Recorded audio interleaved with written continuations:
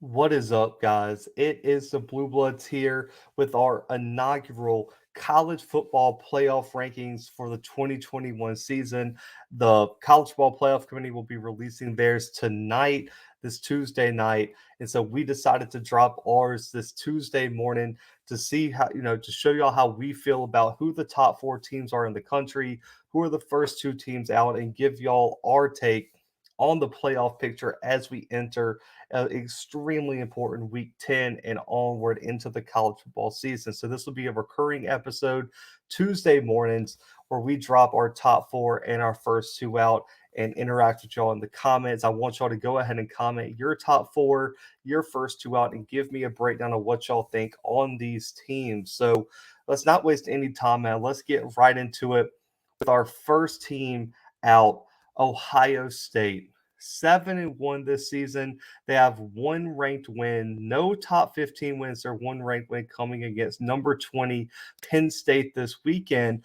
But every win on their schedule has come by 9 or more points, and all but one by 14 or more points. And they have four wins over teams with 500 or better records. So for me, looking at their resume, their best wins are easily number 20 Penn State, 33-24. And also, Minnesota's aged very nicely as they're leading the other Big Ten division. And right now, they're sitting there with only two losses, one of which was to the Buckeyes. But that 45-31 win week one has aged very, very nicely for the Buckeyes. Their blemishes, of course, are their loss to Oregon, number 12 in the country, 35-28, and a lack of impact wins.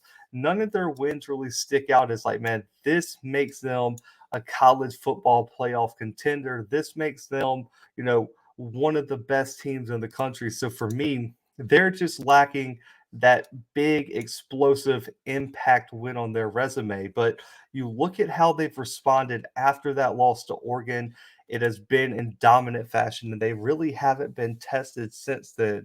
But they have a backloaded schedule of Michigan State, Michigan, the Big Ten championship. They still control their own destiny. But right now, I feel like Ohio State fits perfectly into this number six spot as we enter week 10, just because I think they're one of the best one loss teams in the country. And so right now, I got to slot them in at number six. But moving on here, man, let's go ahead and get to our other team, Oklahoma 9-0. Now, I know it might surprise some people to see them here. If you're Oklahoma fans, I promise I can explain.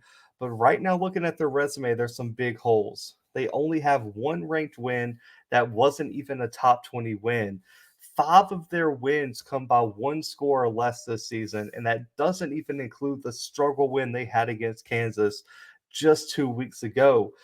They do have four wins over teams with 500 or better record, and their best win, of course, is that number 21 Texas win, 55-48, a huge comeback because of Caleb Williams.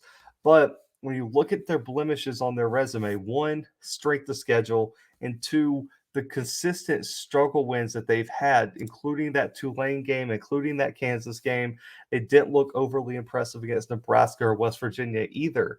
So for me, Oklahoma's going to have to start putting it on the field. They took a big step forward with their win against Texas Tech this weekend. But what I think happens is I'm going to put them at five now as a placeholder. They definitely could, if they keep winning, they got some big games, Oklahoma State, Baylor, Iowa State. They're going to be right there on the cusp of this top four. And if they keep winning, they'll be in. But I want to see how this team gels with Caleb Williams at quarterback, how the defense comes together under Alex Grinch as we move into the season. And I just want to see if they can start winning these big games by, I guess, more impressively. They've really just squeaked out a bunch of wins. I give them credit for facing adversity and finding ways to win week after week, even when they don't play their best. But for me, to be a top four team in the country right this second, I needed to see a bit more, and I needed that resume just to be a bit stronger for me for the Sooners. But Lincoln Riley squad still controls their own destiny right now. Now at number four, Alabama, 7-1 right now. And I know Oklahoma fans are like, man, are you serious? A one-loss Alabama team over us. Man, their resume is the only reason I have them here as a one-loss team in the top four. They have three ranked wins. All three teams were ranked in the top 15 when Alabama beat them. And all their wins but one, which was that 2-point win of Florida, were by 3 scores or more. And they have 5 wins over teams with 500 or better records. And their best win, of course, Ole Miss, number 12 in the country, 42-21. And that Miami win, number 14 in the country, 44-13, has aged very nicely now that Miami has gotten 2 huge ranked upset wins over NC State and Pitt over these past 2 weeks of the season. Now their blemishes, of course, the loss to Texas A&M when they were unranked, with a perceived backup quarterback in Zach Calzada, 41-38 in in College Station. That was a big blemish, but it's aged very nicely because A&M finds themselves in the top 15. And if A&M can beat Auburn this weekend, it's going to go a long way into really solidifying Alabama's resume moving forward. Now, their other blemish is their big wins haven't necessarily aged the best. Florida's barely struggling to stay above 500. Miami up until this weekend, Manny Diaz was probably packing his bag out of Miami. And for me, a bunch of their ranked wins just didn't look great. Ole Miss just lost to Auburn, so they have to find a way to rebound. And Matt Corral's a bit banged up. So Alabama needs those top 15 wins to keep aging nicely and these teams to get back on a winning path. But right now, when I look at it, I think Alabama's resume in terms of ranked wins and level of competition and how dominant they've been in their wins slides them above Oklahoma and Ohio State right now as a one-loss team. And I think right now, Alabama, no question for me, is the best one-loss team in the country. Now, this is where we're going to have to start getting a bit picky, guys. So at number 3, I have Cincinnati, 8-0, one ranked win, but it was a top 10 win on the road over Notre Dame, who just finds ways to win right now. So as long as Notre Dame keeps winning and keeps keeping themselves in the top 10, Cincinnati's win over them is going to look better and better. Also, they've won every single game other than one, which was that Navy game 2 weeks ago, by 1 score or more, and they have 3 wins over teams with a 500 or better record. Of course, that their best win is that Notre Dame win, but their blemishes are one, strength of schedule. Of course, everyone says they haven't played anybody, and until I don't think they play another ranked team until they get SMU in a few weeks. But the other blemish that no one's talking about is that they just consistently have tough first half. They don't come out and play particularly well early. They find a way to win and pull away, as we've seen with them only having one win under 7 points, or within 7 points in that Navy game. They find a way to win late, but Murray State was not a great win for them because I believe they were tied at halftime. They end up pulling away, in a big way, winning 42-7, but they were tied at halftime. You look at the Tulane game this weekend. They were losing to a point, but they pull out a 31-12 win. You look at the Indiana game, down 14-0. They end up pulling out and winning that game by 14. They're finding a way to win games impressively if you don't watch them, but they haven't been particularly dominant in a lot of these games. They're going to have to step that up if they want to make the college football playoff.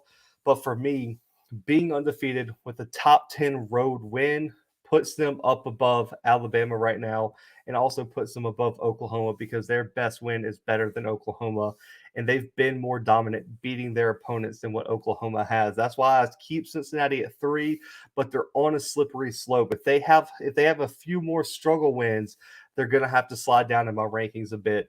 So they're gonna have to prove to me this Luke Fickell team has to be dominant, and they got to prove their worth in this top 4. Now, number 2 also could be a bit controversial for people. I have Michigan State at number 2. Ain't no this season, 2 ranked wins, one top 10 win, of course, over Michigan this past weekend. That Heisman candidate running back Kenneth Walker is a dog for this team. He has been carrying them week in and week out. They do have 4 wins over teams with a 500 or better record. Their best wins are at Miami, who was number 24 in the country, 38-17. And of course, this number 6 Michigan win, 37-33 this past weekend. Now, the blemishes are 2 struggle wins that are on their resume: a 3-point win over Nebraska and a 5-point win over Indiana. That almost made me put Cincinnati over them because Cincinnati looked more impressive head to head against Indiana. But Michigan State has the more impressive top 10 win over Cincinnati, and they've beaten more teams with 500 records, and they have more ranked wins. So for me, that puts Michigan State over Cincinnati. They're undefeated, which puts them above Alabama.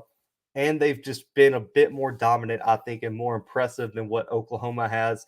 Plus, they got those ranked wins that Oklahoma does not have right now. So for me, Michigan State and Mel Tucker's team have been really the Cinderella story of this season. They're playing great football. That their defense isn't great. It's bend but don't break. But when you have a I guess a once in a lifetime type player at running back like Kenneth Walker and the season he's having right now, which is Heisman worthy, you can overcome that. And Peyton Thorne has been just good enough at quarterback. So for me, Michigan State right now, especially after the performance this weekend, absolutely to me has earned that number 2 spot in the college football playoff rankings. Now, of course, number 1, it is the Georgia Bulldogs. Listen, 8-0, 4 ranked wins, 2 top 10 wins, outscored all their opponents 303 to 53 this season. Just a ridiculous, margin this season. And they've won every game but one by 14 or more points. And that one was week 1 against Clemson, where both teams kind of came out sloppy and Georgia was really banged up at some key positions. But you look at their wins. Number 3 Clemson 10-3, number 8 Arkansas 37 to nothing. On the road against Auburn 34-10, which is aging very nicely as Auburn climbs in the rankings, and number 11 Kentucky 30-13. So they have I believe right now the most ranked wins. They the only team with multiple top 10 wins. And so for me, Georgia's just been dominant, man. That defense is probably going to go down as one of the best in college football history. The offense is starting to find their rhythm as they get healthy. Right now, Kirby Smart's team is the most complete team in the country. They have the best resume. And right now, I don't think anyone can make a realistic argument that Georgia is not the best team in the country right this second. And until they drop a game or someone catches their resume and it looks as dominant as Georgia has been, I cannot justify moving anyone up above them. So my top 4, Georgia, Michigan State, Cincinnati, Bama, and my first 2 teams out are Oklahoma, Ohio State. So guys, if you're new, go ahead and subscribe. Hit the thumbs up on this video, man. I appreciate y'all's support, and comment your top 4 below and let me know what you think about all the teams in the college football playoff race.